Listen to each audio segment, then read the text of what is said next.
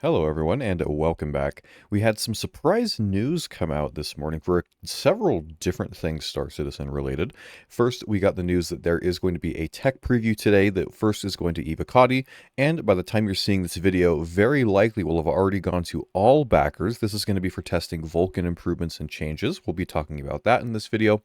There's also a surprise, little bit of a drop for the Citizencon Digital Goodies package, so we'll go over what we know about that right now. And then lastly, there was a pretty big update to already how MedGel is going to function in 4.3.1. They've adjusted the kind of numbers of what like injuries taking a certain amount of MedGel and so on and so on. So we're going to go over all of that today and talk about everything that is new. So let's go ahead and get into it. Alrighty, so first let's go over all of the information that we know for this tech preview playtest that's happening for Vulkan integration. We do have the Evocati patch notes here that we can take a look at. And again, from what they've said, they were just going to have it Evocati for about an hour or so, which by the time that you see this video, it'll have been over an hour, so it may have been open to everyone, but we'll go over the patch notes regardless just to see what there is as part of this tech preview. So the main section we have here is Vulkan Improvements Integration. This says, this update brings the Vulkan improvements done in Squadron 42 into the Star Citizen builds. This has gone through many further iterations since the previous Vulkan Tech Preview with Evocati the other week. And then they say graphics and engine optimizations from Squadron 42. The game should just be more performant in certain situations. On by default, Vulkan has been enabled as the default option and you shouldn't need to set anything. Make sure to let the shaders compile before joining the PU. And then you will have the option to switch back to DirectX 11 in the menu. If you want to compare tech, will require a client restart. And then they go on to list a bunch of fixes and updates since the previous tech preview with Evocati, which was, I think, a week or two ago. It hasn't been super long. So fixes and updates, they added support for DLAA, DLSS, and FSR to be used at native res for anti-aliasing, reduced video memory usage of the renderer, video memory UI bar and info in the graphic settings was redesigned for better clarity. Pop-ups now appear if estimated video memory usage gets above recommended/available when changing graphic settings. That'll be really helpful.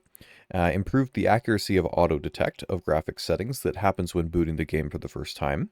Fixed various bugs which caused us to underestimate the video memory usage estimation in the options menu, which could lead to players picking too high settings for their GPU and degrading performance.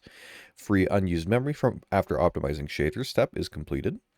Additional air checking and logging for Vulkan on startup. Fixes for multiple GPU crashes across all hardware vendors. Fixed GPU usage for display differing from picked renderer GPU in some scenarios, fixed sun shadows flickering at various locations, and fixed a crash with the rendering inventory. So a lot of general graphic update settings. Now, I remember from some of the leaks that we saw from the initial tech preview with Evocati a couple weeks ago, there's just a lot more like options in graphics that you can play around with for different things like shadows and the water and different detail levels on different things that you can select and whatnot. And it sounds like there will be like kind of an auto option, and it'll help indicate to you the VRAM usage. So if you turn things up too high, hey, you're running out of VRAM because you only got, I don't know, 8 gigs VRAM or something. So that'll be just kind of a nice quality of life thing for people that maybe aren't as tech savvy and whatnot. And then I'm really looking forward to seeing native support for, I believe it's supposed to be DLSS 4 from what I've heard. Instead of you have to like kind of do weird stuff with the NVIDIA app to get it to override it right now for Star Citizen. So if it's getting native support for DLSS 4, that'll be really nice and definitely help improve the performance as well. So I'll definitely be checking that out. And then if there's anything really interesting, any new information that people like data mine or stuff like that comes from it, I'll definitely make another video for y'all and let you know on all of the stuff that I find out for that.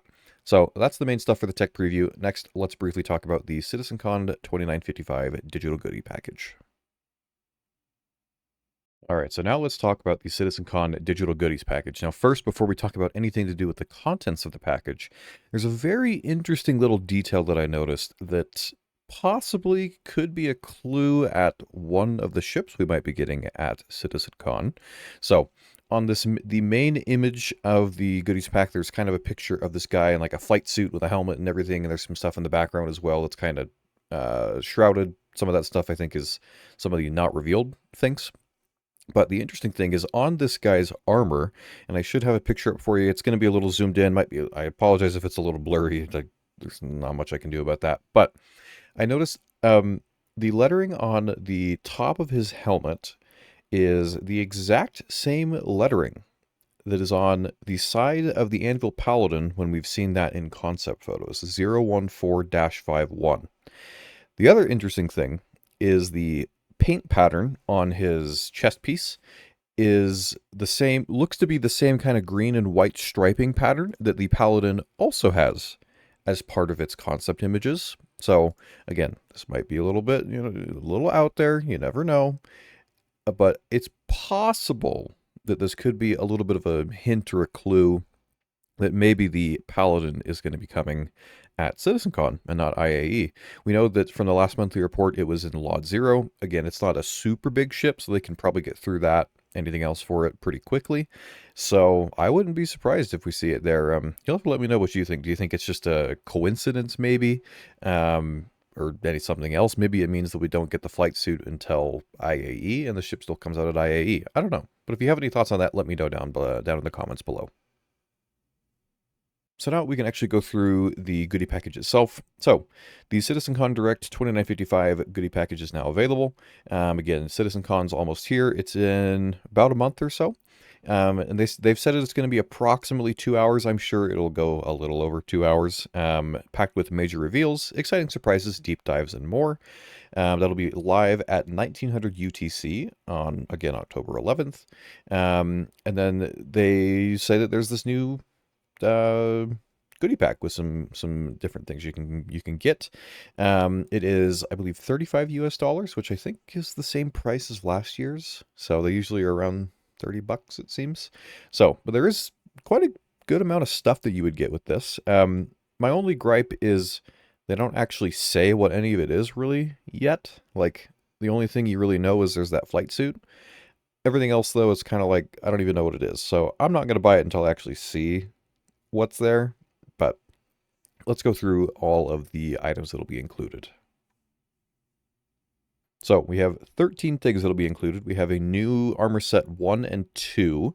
I don't know if that means they'll also include a backpack. I would hope they do. There's been a lot of armor sets that have come recently that don't have a backpack. So I'd love it if they do have like a matching bag for him. So we have 2 armor sets, new undersuit, a new flight suit with a helmet, which I think is probably what we're seeing, what we saw in that picture for possibly the hint at the Paladin. There's going to be a jacket, and then 3 FPS weapons. I would have to assume some of these, or at least 1 or 2, are probably going to be Volt weapons. Maybe a Volt LMG, something like that. And then maybe there'll be like a surprise brand new weapon. I don't know. Like last year they did it with like the P8AR. You could only get that in the Citizencon Goodie package. So maybe they do something similar. They have another gun that they want to bring out and they'll do it that way. We'll have to see. And then we have a Citizencon Direct 2955 challenge coin and a trophy for Citizencon Direct as well. And then 3 new decor items. I couldn't tell you what those will be at all. Hopefully not like just a potted plant or something. Hopefully it's something a little more meaningful. Maybe I don't know, a little model of a Perseus or something, or a Polaris maybe. So we'll have to see. But that is all the items that will be included with the Citizencon 2955 digital goodies package. So now let's wrap up by talking about the announced the changes to MedGel and how it's going to function. There's some pretty good changes that I had talked about in some of my other videos that I would like to see happen. And it seems like some of those changes and other things have been changed around as well. So let's go through this update for how MedGel is going to work. So in upcoming PTU builds, we will make the following med changes. Changes are in bold, so on and so on. Dev comments will be provided to explain thoughts. The amount of MedGel contained within a single canister has increased from 100 to 200. The cost of a single canister remains at 100,000 AUEC. Respawning still consumes 100 MedGel. However, due to the canister change, this is now equivalent of 50,000 AUEC. Our goal with the respawn cost was to price it more towards the experienced players, and the feedback on this cost has been a mixed bag. To make it more accessible while still providing a decent drain on AUEC over time, the decision was made to reduce the price. I like this change. It'll make it so if you have a tier 3 bed, you can have you can as we'll talk about in a minute, you'll be able to heal injuries still, but you'll still have a buffer as long as you're careful of 100 MedGel resource to be able to respawn on, instead of you only could hold 200. They talk about this in a minute too, but they've increased the capacity of gel on the beds too. So that'll make the tier 3 beds at least a bit better. And I think it'll definitely still be a decent drain on AUEC, but it'll probably feel a little bit better for people that don't have like a ton of currency available to them. So I think that's a pretty good change for them to make. Next, they talk about injuries and how much MedGel is consumed with those. This is something that I had specifically talked about, that originally how they had it didn't make any sense. So they say healing tiered injuries is now different MedGel costs, rather than a flat amount for any and all injuries. Healing a tier 3 injury will consume 5 MedGel, the equivalent of 2,500 AUEC. Healing a tier 2 injury will consume 10 MedGel, the equivalent of 5,000. And healing a tier 1 injury will consume 20 MedGel, the equivalent of 10,000. The aim of the flat healing cost was to try and keep it very simple, where 1 canister equals 1 respawn or 2 heals, being mindful that this would be easier to mentally keep track of how much MedGel is remaining in the ship, was being operated by a team with members out in the field. The injury costs were balanced towards a worst-case scenario of having a Tier 1 injury. However, the overwhelming feedback was this was too much, and that the simplicity was not a concern. So we're happy to split them up and make them cheaper. Same as when it was a flat cost. If you have multiple injuries of the same tier, like 3 Tier 2 injuries, then the cost is just 10 MedGel. Now, I really like this change. I had said before I thought it would make sense if they had it be like 10, 20, or 50, for the splits between them, but they made it so tier 3s are 5, tier 2s are 10, and tier 1s are 20. It's a lot better. It makes a lot more sense, because you'd think a tier 1 injury you'd have to actually replace a lot more like injured tissue or whatever than a tier 3 injury per se. So I am all for this change. I think these numbers are fine. So I'm very very glad that they listened to that feedback and implemented those changes.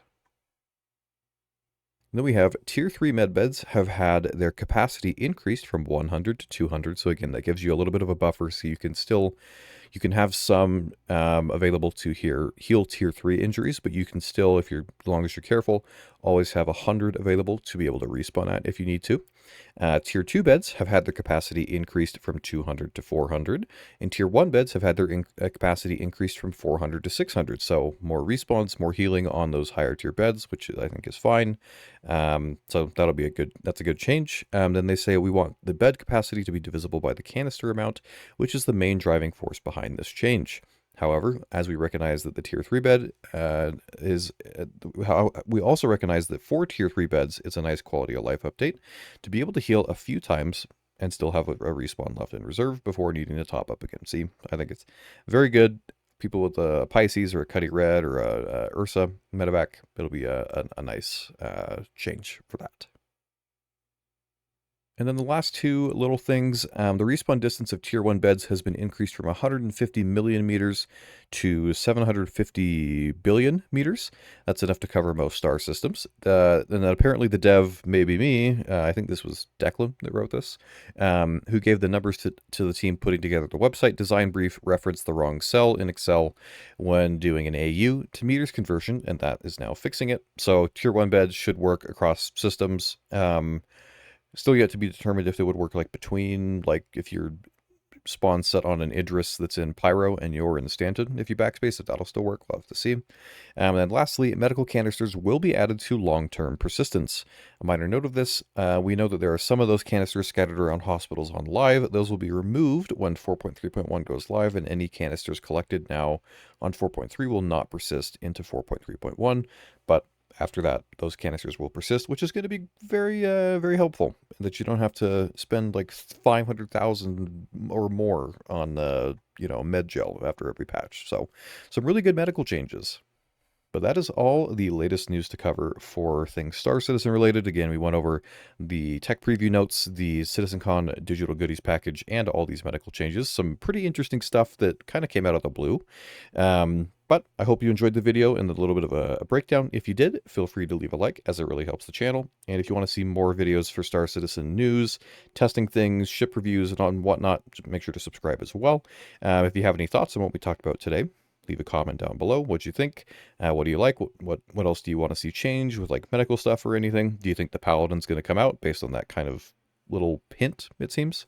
So let me know what you think down in the comments. But that's going to do it for me. I hope you have a wonderful rest of your day, and I will see you in the verse.